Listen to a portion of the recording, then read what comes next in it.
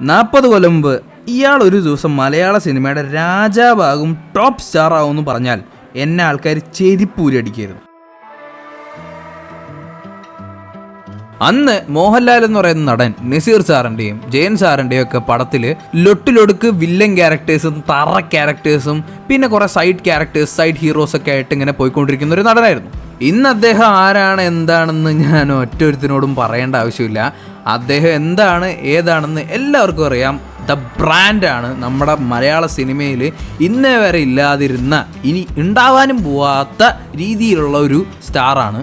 So how the fuck did you do? ഒരു ചെറിയ നടനിൽ നിന്ന് തലമുറകളുടെ നായകനായിട്ട് ഒരു ഇൻഡസ്ട്രിയുടെ തന്നെ ഏറ്റവും വലിയ ടോപ്പ് സ്റ്റാറായിട്ട് വരാൻ ലാലേട്ടൻ ചെയ്ത കുറേ സംഭവങ്ങളുണ്ട്, നമുക്കൊന്നും അറിയാത്ത സംഭവങ്ങൾ.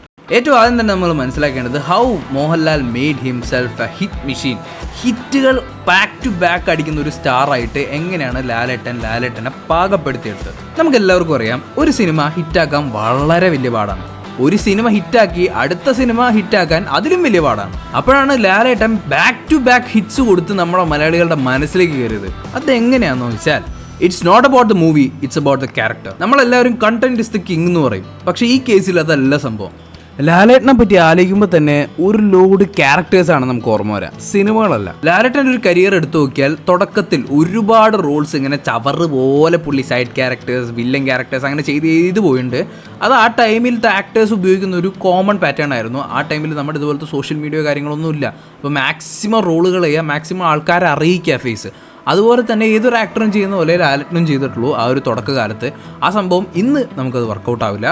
പക്ഷെ അവിടെയല്ല ലാലേട്ടൻ ഈ മാജിക് ഉപയോഗിച്ചത്. എസ്റ്റാബ്ലിഷ്ഡ് ആയതിനു ശേഷം ഒരു ലേറ്റ് 80s 90s ആ ഒരു ടൈമിൽ പുള്ളി ചെയ്ത ക്യാരക്ടേഴ്സ് ആണ് നമ്മുടെ ഇന്നത്തെ ഈ കാണുന്ന ലാലേട്ടനെ ഉണ്ടാക്കിയത്. ലാലേട്ടൻ്റെ ആ സിനിമകൾ, അപ്പോഴത്തെ സിനിമകൾ എടുത്തു നോക്കിയാൽ നമുക്കൊരു പാറ്റേൺ മനസ്സിലാവും. ലാലേട്ടൻ്റെ ക്യാരക്ടേഴ്സിൽ പലതും, അതായത് ഒരു ഭൂരിപക്ഷവും സാധാരണ ക്യാരക്ടേഴ്സ് ആയിരിക്കും. സാധാരണക്കാർക്ക് ഭയങ്കര കണക്ഷൻ ഉണ്ടാവുന്ന ഒരു രീതിയിലുള്ള ക്യാരക്ടേഴ്സ് ആയിരിക്കും. പക്ഷേ ഓർഡിനറി ആയിട്ടുള്ള ഒരു ക്യാരക്ടർ ഇരിക്കുന്ന ആ ഒരു പ്രിമൈസ് എക്സ്ട്രാ ഓർഡിനറി ആയിരിക്കും. അതായത് ആ കഥ എക്സ്ട്രാ ഓർഡിനറി ആയിരിക്കും. അങ്ങനെ വലിയ കാര്യമായിട്ട് മനസ്സിലാവണല്ലേ, ഞാൻ ക്ലിയർ ആയിട്ട് പറഞ്ഞുതരാം. ആസ് എൻ ആക്ടർ സ്റ്റാർഡം ഇരട്ടിക്കുന്ന ഒരു പരിപാടിയാണ് സാധാരണക്കാർക്ക് കണക്റ്റ് ആവുന്ന രീതിയിലുള്ള ക്യാരക്ടേഴ്സ് ചെയ്യുക എന്നുള്ളത്. കഥയല്ല അവിടെ ഇമ്പോർട്ടൻ്റ്. ആ ഒരു ഫേസിൽ നമ്മൾ കഥ എന്ന് പറയുന്ന സംഭവമേ നോക്കാൻ പാടില്ല. ഇപ്പോൾ ഒന്ന് ആലോചിച്ച് നോക്കുക, ജയകൃഷ്ണൻ, മണ്ണാർത്തോട് ജയകൃഷ്ണൻ വളരെ സാധാരണക്കാരനായിട്ടുള്ള ഒരു ക്യാരക്ടർ. പക്ഷെ അയാൾ ഇരിക്കുന്ന ഒരു കഥ വേറൊരു ടൈപ്പിൽ കഥയാണ്. കാരണം ഓരോ സ്റ്റാർസും അവരവരുടേതായിട്ടുള്ള ഡിഫറൻ്റ് ആയിട്ടുള്ള ഒരു പരിപാടി പിടിക്കണം. ലാലേട്ടൻ്റെ ഒരു സംഭവമാണ് ഇത്. ഒരു സാധാ character in an extra ordinary story. ഇപ്പോൾ നാടോടിക്കാറ്റിലെ രാമദാസൻ ഒരു സാധാരണ ക്യാരക്ടർ. അതുപോലെ തന്നെ ഇന്നത്തെയും ചെറുപ്പക്കാർക്ക് കണക്ട് ആവുന്ന രീതിയിലുള്ള അൺഎംപ്ലോയ്മെന്റും സാധാരണക്കാരുടെ ഇടയിലുള്ള പ്രശ്നങ്ങളൊക്കെ അനുഭവിക്കുന്ന സാധാ ക്യാരക്ടർ.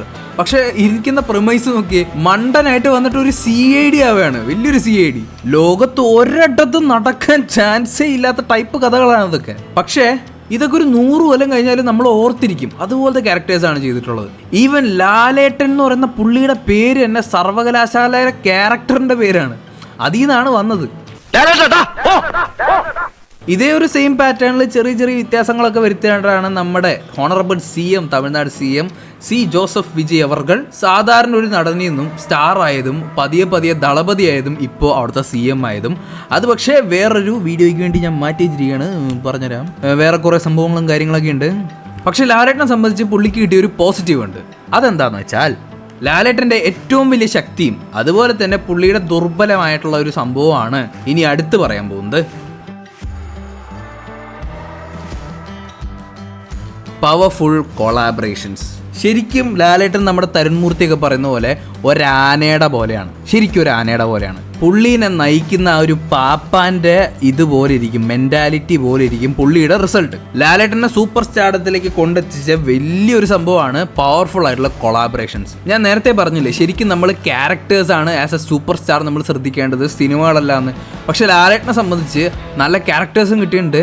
അതുപോലെ തന്നെ സിനിമകളും, ആ നോക്കിയാൽ നിങ്ങൾക്ക് മനസ്സിലാവും ആ ടൈമിലത്തെ സിനിമകളും അതിനേക്കാളും ഗ്രേറ്റ് ആയിരുന്നു. കാരണം എന്താണെന്ന് വെച്ചാൽ പവർഫുൾ കൊളാബറേഷൻ. നല്ല ഡയറക്ടേഴ്സിൻ്റെ കയ്യിൽ കിട്ടിയാൽ ലാലേട്ടൻ വേറെ ലെവലാവും ഏത് കാലഘട്ടത്തിലും. പക്ഷേ മോശം ഡയറക്ടേഴ്സിൻ്റെ കൈ കിട്ടിയാൽ ഒരു വലിയ അമിട്ട് ഗുണ്ടു പൊട്ടിച്ച പോലെ ഉണ്ടാവും. ലാലേട്ടൻ നല്ല ഹിരോഷിമ നാഗസാക്കിനെ വെല്ലുന്നാണ് ബോംബിടും. നമുക്ക് നേരത്തെ പറഞ്ഞ പോലെ 80s 90s തന്നെ എടുക്കാം. പുള്ളിയുടെ പ്രൈം ടൈം അതായിരുന്നല്ലോ എന്ന് വെച്ചാൽ ഇപ്പോഴും പ്രൈം ടൈം തന്നെയാണ്. ഇപ്പോഴും പ്രൈം ടൈം കഴിയാത്ത ഒരാളാണ് പുള്ളി. പക്ഷേ അന്നത്തെ ഒരു പ്രൈമിൻ്റെ ഇടയിലെത്തില്ല ഇന്നത്തെ പ്രൈം. കാരണം എന്താണെന്ന് വെച്ചാൽ അന്ന് പുള്ളിയുടെ കൊളാബറേഷൻസ് ആരൊക്കെയായിരുന്നു? പത്മരാജൻ, ശ്രീനിവാസൻ, സത്യനന്തിക്കാട്, IV ശശി, ഇങ്ങനെ ലെജൻസ് ആയിട്ടുള്ള ഡയറക്ടേഴ്സ് ആയിരുന്നു. ലെജൻസ് ആയിട്ടുള്ളവർ. നല്ല ഡയറക്ടേഴ്സിൻ്റെ കൂടെ ആണെങ്കിൽ ഏത് കാലത്താണെങ്കിലും എവർ ഗ്രീൻ ഹിറ്റ്സ് കിട്ടും. പത്മരാജനായാലും തരുൺ മൂർത്തി ആയാലും അല്ലെങ്കിൽ ഒടിയൻ പോലത്തെ നല്ല മെഗാ ബോംബുകളും കിട്ടും. പക്ഷേ വേറൊരു സംഭവമുണ്ട്, നല്ല ഡയറക്ടറായിട്ട് മാത്രം കാര്യമില്ല, നല്ല ഫോമിലുള്ള ഡയറക്ടറായിരിക്കണം. ഇപ്പോൾ ലാലേട്ടൻ്റെ സ്റ്റാർഡത്തിലേക്ക് എക്കാലത്തെയും മറക്കാൻ പറ്റാത്ത നരസിംഹം കൊടുത്ത ഷാജി കൈലാസാണ് പുള്ളിക്ക് എക്കാലത്തെയും മറക്കാൻ പറ്റാത്ത, നമുക്കൊന്നും ഓർക്കാൻ പോലും പറ്റാത്ത ഗുണ്ടായിട്ടുള്ള മെഗാ ഗുണ്ടായിട്ടുള്ള അലോൺ എന്ന് പറയുന്ന പടം കൊടുത്തത്. നിങ്ങൾക്കൊന്നും ഓർമ്മ പോലും ഉണ്ടാവില്ല ആ പടം. അതുപോലെ തന്നെ ലാലേട്ടന് ബാക്ക് ടു ബാക്ക് ഹിറ്റ്സും എവർ ഗ്രീൻ ക്യാരക്ടേഴ്സും കൊടുത്ത പ്രിയദർശൻ സാറാണ് മരക്കാറ് പോലത്തെ അയാൾക്ക് മറക്കാൻ പറ്റാത്ത കടൽ ഗുണ്ട് കൊടുത്തത്. ഈവൻ ലാലേട്ടൻ സെൽഫ് ആണെങ്കിൽ പോലും ഒരു മോശം ഡയറക്ടറാണ് എങ്കിൽ ഒരു വലിയ വലിയ ഗുണ്ട് സംഭവിക്കും. ബറോസ് 3D ഓർമ്മയുണ്ടല്ലോ അല്ലേ? പിന്നെ ലാലേട്ടൻ്റെ സ്റ്റാർഡത്തിൽ എനിക്ക് തോന്നിയ ഒരു ലൂപ്പ് ഹോൾ എന്താണെന്ന് വെച്ചാൽ, ആനയ്ക്ക് ആനയുടെ വലിപ്പം അറിയില്ല എന്ന് പറയുന്ന പോലെ തന്നെയാണ് പുള്ളിയുടെ സ്റ്റാർഡ് അറിയില്ല. ഒന്ന് ആലോചിച്ച് നോക്കാം, മോഹൻലാൽ എന്ന് പറയുന്ന നടനല്ലാതെ വേറെ ഏതെങ്കിലും ഒരു സ്റ്റാറിൻ്റെ കയ്യിലാണ് എമ്പുരാൻ്റെ സ്ക്രിപ്റ്റ് കൊണ്ട് കൊടുക്കുന്നെങ്കിൽ ഇത് പോയി മാറ്റിയിട്ട് എൻ്റെ പടത്തിൽ എൻ്റെ ക്യാരക്ടറിനെ ഹീറോ ആക്കിയിട്ട് എഴുതിക്കൊണ്ടു പോകാന്ന് പറയും. പക്ഷെ അദ്ദേഹം ആയതുകൊണ്ട് ഒന്നും പറഞ്ഞില്ല. പിന്നെ പുള്ളി ക്ലോസ് ആയിട്ടുള്ള ആൾക്കാർക്ക് വേണ്ടി കണ്ണും അടച്ച് എന്തും ചെയ്യും. ഏത് ഊളപ്പടാണ് ഇത് പോയി ചെയ്തു വരും. നമുക്ക് പുള്ളിനെ തെറ്റി പറയാൻ പറ്റില്ല. അവർക്ക് അവരുടേതായിട്ടുള്ള ക്ലോസ് സർക്കിൾസും അവർക്ക് നോ പറയാൻ പറ്റാത്ത ഒരു രീതിയിലൊക്കെ ആയിരിക്കാം. പക്ഷേ ആസ് എ സ്റ്റാർ നിങ്ങളൊന്ന് ആലോചിച്ച് നോക്കുക, വേറെ ഒരു ഇന്ത്യയിലെ ബിഗ്ഗസ്റ്റ് ഒരു സ്റ്റാറും ഇതുപോലത്തെ ഒരു പരിപാടി ചെയ്യില്ല.